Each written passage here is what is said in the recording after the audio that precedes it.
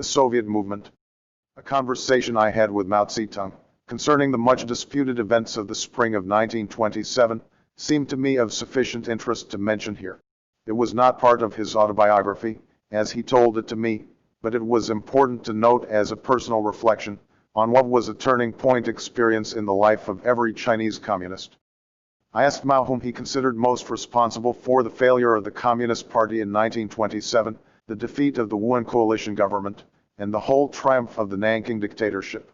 Mao placed the greatest blame on Chen Duxiu, whose wavering opportunism deprived the party of decisive leadership and a direct line of its own, at a moment when further compromise clearly meant catastrophe. After Chen, the man he held responsible for the defeat was Mikhail Markovich Borodin, chief Russian political advisor, who was answerable directly to the Soviet Politburo. Mao explained that Borodin had completely reversed his position, favoring a radical land redistribution in 1926, but strongly opposing it in 1927, without any logical support for his vacillations. Borodin stood just a little to the right of Chen Duxiu, Mao said, and was ready to do everything to please the bourgeoisie, even to the disarming of the workers, which he finally ordered. M.N. Roy, the Indian delegate to the Comintern, stood a little to the left of both Chen and Borodin, but he only stood. He could talk, according to Mao, and he talked too much, without offering any method of realization. Mao thought that, objectively, Roy had been a fool, Borodin a blunderer, and Chen an unconscious traitor. Chen was really frightened of the workers and especially of the armed peasants. Confronted at last with the reality of armed insurrection, he completely lost his senses. He could no longer see clearly what was happening, and his petty bourgeois instincts betrayed him into panic and defeat. Mao asserted that Chen was at that time complete dictator of the Chinese party, and took vital decisions without even consulting the Central Committee. He did not show other party leaders the orders of the Comintern, according to Mao, or even discuss them with us. But in the end, it was Roy who forced the break with the Kuomintang. The Comintern sent a message to Borodin ordering the party to begin a limited confiscation of the landlord's land. Roy got hold of a copy of it and promptly showed it to Wang Qingwei, then chairman of the left Kuomintang government at Wuhan. The result of this caprice is well known. The communists were expelled from the Kuomintang by the Wuhan regime, which soon afterward collapsed, having lost the support of regional warlords, who now sought safety in compromises with Chiang Kai-shek. Borodin and other Comintern agents fled to Russia, and arrived there in time to see the opposition crushed, and Trotsky's permanent revolution discredited, while Stalin set out in earnest to build socialism in one country. Mao did not think that the counter-revolution would have been defeated in 1927, even if the Communist Party had carried out a more aggressive policy of land confiscation, and created communist armies from among the workers and peasants before the split with the Kuomintang. But the Soviets could have got an immense start in the South, and a base in which, afterwards, they would never have been destroyed. In his narrative of himself, Mao had now reached the beginning of the Soviets, which rose from the wreckage of the revolution, and struggled to build a victory out of defeat. He continued. On August 1, 1927, the 20th Army, under Ho Lung and Ye Ting, and in cooperation with Chu Te, led the historic Nanchang Uprising, and the beginning of what was to become the Red Army was organized. A week later, on August 7, an extraordinary meeting of the Central Committee of the party deposed Chen Duxiu as secretary. I had been a member of the political bureau of the party since the Third Conference at Canton in 1924, and was active in this decision, and among the 10 other members present at the meeting were Tsai Ho-sen, Peng Pai, Cheng Kuo-tao and Chu Chu-pai. A new line was adopted by the party, and all hope of cooperation with the Kuomintang was given up for the present, as it had already become hopelessly the tool of imperialism, and could not carry out the responsibilities of a democratic revolution. The long, open struggle for power now began. I was sent to Changsha to organize the movement, which later became known as the Autumn Harvest Uprising. My program there called for the realization of 5 points. 1. Complete severance of the provincial party from the Kuomintang. 2. Organization of a peasant worker revolutionary army. 3. Confiscation of the property of small and middle, as well as great, landlords. 4. Setting up the power of the Communist Party in Hunan, independent of the Kuomintang. And 5. Organization of Soviets. The 5th point at that time was opposed by the Comintern, and not till later did it advance it as a slogan. In September we had already succeeded in organizing a widespread uprising through the peasant unions of Hunan, and the first units of a peasant worker army were formed. Recruits were drawn from three principal sources: the peasantry itself, the Haya miners, and the insurrectionist troops of the Kuomintang. This early military force of the revolution was called the 1st Division of the 1st Peasants and Workers' Army. The 1st Regiment was formed from the Haya miners. A second was created among the peasant guards in Pianqiang, Liuyang, Liling and two other seen of Hunan, and a third from part of the garrison forces of Wun, which had revolted against Wang Qingwei. This army was organized with the sanction of the Hunan Provincial Committee, but the general program of the Hunan Committee and of our army was opposed by the Central Committee of the party, which seemed, however, to have adopted a policy of wait and see rather than of active opposition. While I was organizing the army and traveling between the Haya miners and the peasant guards, I was captured by some Mentiyuan working with the Kuomintang. The Kuomintang terror was then at its height and hundreds of suspected Reds were being shot. I was ordered to be taken to the Mentiyuan headquarters, where I was to be killed. Borrowing several tens of dollars from a comrade, however, I attempted to bribe the escort to free me. The ordinary soldiers were mercenaries, with no special interest in seeing me killed, and they agreed to release me, but the subaltern in charge refused to permit it. I therefore decided to attempt to escape, but had no opportunity to do so until I was within about 200 yards of the Mentiyuan headquarters. At that point I broke loose and ran into the fields. I reached a high place, above a pond, with some tall grass surrounding it, and there I hid until sunset. The soldiers pursued me, and forced some peasants to help them search. Many times they came very near, once or twice so close that I could almost have touched them, but somehow I escaped discovery, although half a dozen times I gave up hope, feeling certain I would be recaptured. At last, when it was dusk, they abandoned the search. At once I set off across the mountains, traveling all night. I had no shoes and my feet were badly bruised. On the road I met a peasant who befriended me, gave me shelter and later guided me to the next district. I had $7 with me, and used this to buy some shoes, an umbrella, and food. When at last I reached the peasant guards safely, I had only 2 coppers in my pocket. With the establishment of the new division, I became chairman of its party front committee, and Yu Shatou, a commander of the garrison troops at Wun, became commander of the First Army. Yu, however, had been more or less forced to take the position by the attitude of his men. Soon afterwards he deserted and joined the Kuomintang. He is now working for Chiang Kai-shek at Nanking. The little army, leading the peasant uprising, moved southward through Hunan. It had to break its way through thousands of Kuomintang troops and fought many battles, with many reverses. Discipline was poor, political training was at a low level, and many wavering elements were among the men and officers. There were many desertions. After Yu Shatiu fled, the army was reorganized when it reached Ningtu. Ch. and Hao was made commander of the remaining troops, about 1 regiment. He, too, later on betrayed. But many in that first group remained loyal to the end, and are today still in the Red Army, men such as Lo Yunhuan, political commissar of the 1st Army Corps, and Yang Li San, now an army commander. When the little band finally climbed up Qingkongshan they numbered in all only about 1,000. Because the program of the autumn harvest uprising had not been sanctioned by the Central Committee, because also the First Army had suffered some severe losses, and from the angle of the cities the movement appeared doomed to failure, the Central Committee now definitely repudiated me.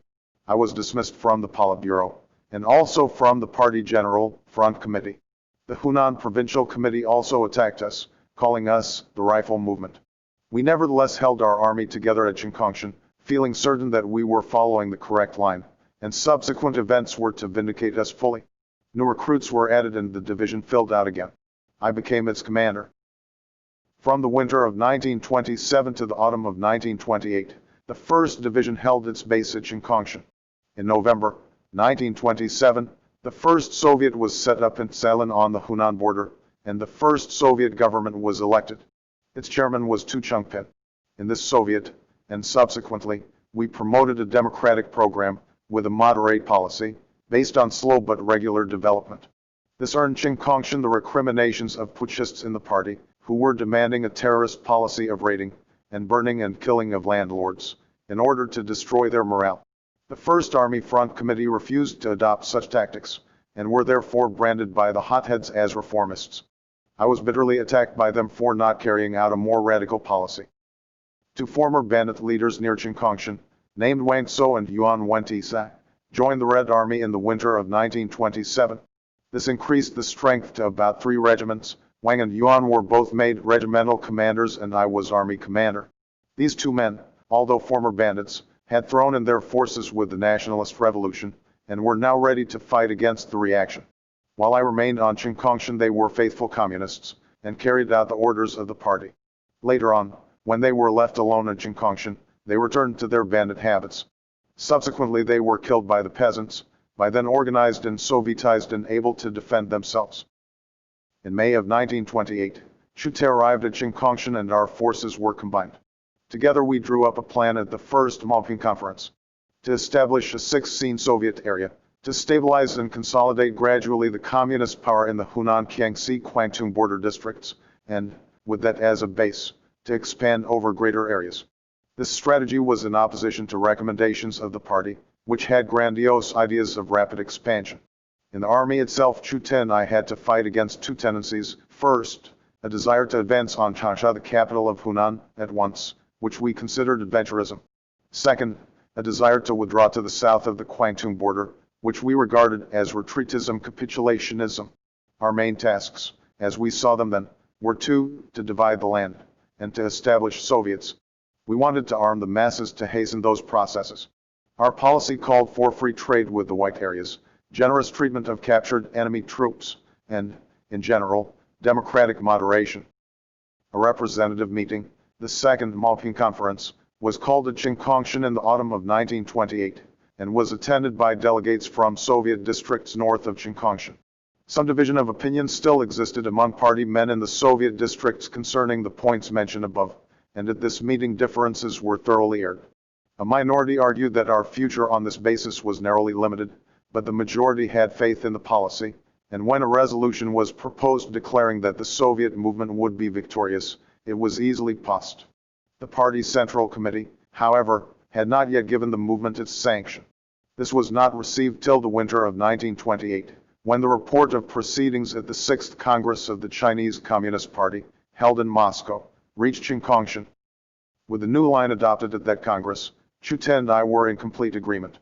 From that time on, the differences between the leaders of the party and the leaders of the Soviet movement in the agrarian districts disappeared.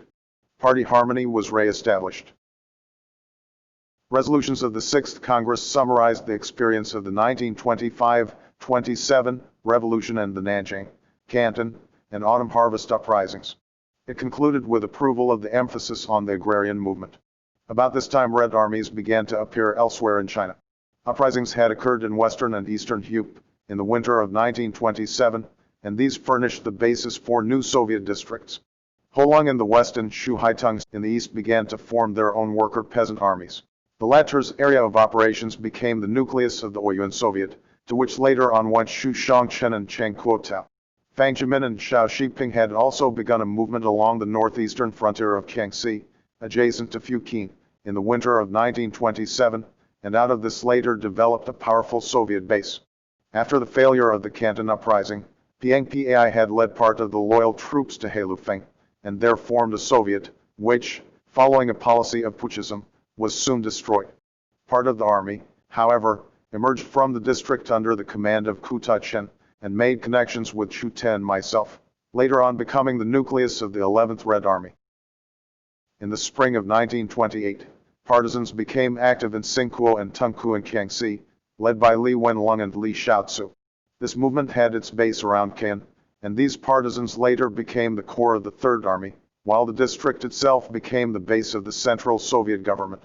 In western Fujian Soviets were established by Chiang Ting-cheng, Tang Tu-hui, and Hu Pei-te, who afterwards became a social democrat. During the struggle versus adventurism period at Qingkongshan, the First Army had defeated 2 attempts by white troops to retake the mountain. Qingkongshan proved to be an excellent base for a mobile army such as we were building. It had good natural defenses, and grew enough crops to supply a small army. It had a circuit of 500 li and was about 80 li in diameter. Locally it was known otherwise, as Ta Shao Wuchen Big Little 5 Wells, the real Qingkongshan being a nearby mountain, long deserted, and got its name from 5 main wells on its sides Ta, Shao, Shang, Sha, and Chung were big, small, upper, lower, and middle wells. The 5 villages on the mountain were named after these wells. After the forces of our army combined at Qingkongshan, there was a reorganization. The famous 4th Red Army was created, and Chu Te was made commander, while I became political commissar. More troops arrived at Qingkongshan after uprisings and mutinies in Ho Chin's army in the winter of 1928, and out of these emerged the 5th Red Army, commanded by Peng Tehi. In addition to Peng, there were Teng Ping, killed at Sunyi, Kwai Ko during the Long March, Huang Kuo Nu, killed in Guangxi in 1931, and Tian Taiyuan. Conditions on the mountain, with the arrival of so many troops, were becoming very bad. The troops had no winter uniforms, and food was extremely scarce. 4 months we lived practically on squash. The soldiers shouted a slogan of their own, "Down with capitalism," and "Eat squash." For to them capitalism meant landlords and the landlords, squash. Leaving Peng Tehi at Qingkongshan, Chu Te broke through the blockade established by the white troops, and in January 1929, our first sojourn on the embattled mountain ended. The 4th Army now began a campaign through the south of Jiangxi, which rapidly developed successfully. We established a Soviet in Tungku, and there met and united with local Red troops.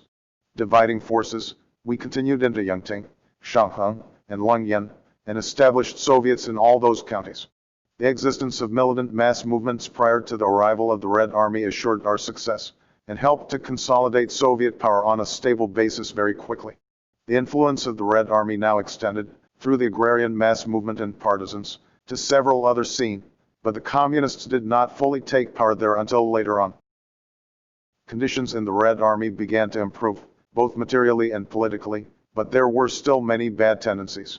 Partisanism, for example, was a weakness reflected in lack of discipline, exaggerated ideas of democracy, and looseness of organization.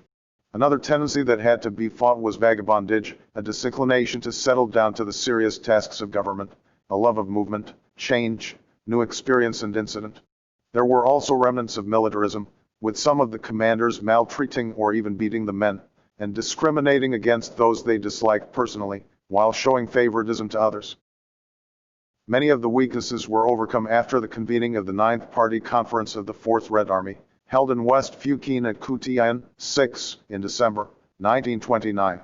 Ideas for improvements were discussed, many misunderstandings leveled out, and new plans were adopted, which laid the foundations for a high type of ideological leadership in the Red Army. Prior to this, the tendencies already described were very serious, and were utilized by a Trotskyist faction in the party and military leadership to undermine the strength of the movement. A vigorous struggle was now begun against them, and several were deprived of their party positions and army command. Of these, Liu Enkang, an army commander, was typical. It was found that they intended to destroy the Red Army by leading it into difficult positions in battles with the enemy, and after several unsuccessful encounters their plans became quite evident. They bitterly attacked our program and everything we advocated. Experience having shown their errors, they were eliminated from responsible positions and after the Fujian Conference lost their influence. This conference prepared the way for the establishment of the Soviet power in Jiangxi. The following year was marked with some brilliant successes. Nearly the whole of southern Jiangxi fell to the Red Army. The base of the Central Soviet regions had been established. On February 7, 1930, an important local party conference was called in South Jiangxi to discuss the future program of the Soviets. It was attended by local representatives from the party, the army, and the government. Here the question of the land policy was argued at great length, and the struggle against opportunism, led by those opposed to redistribution, was overcome. It was resolved to carry out land redistribution and quicken the formation of Soviets. Until then the Red Army had formed only local and district Soviets. At this conference it was decided to establish the Jiangxi Provincial Soviet government. To the new program the peasants responded with a warm, enthusiastic support which helped, in the months ahead, to defeat the extermination campaigns of the Kuomintang armies.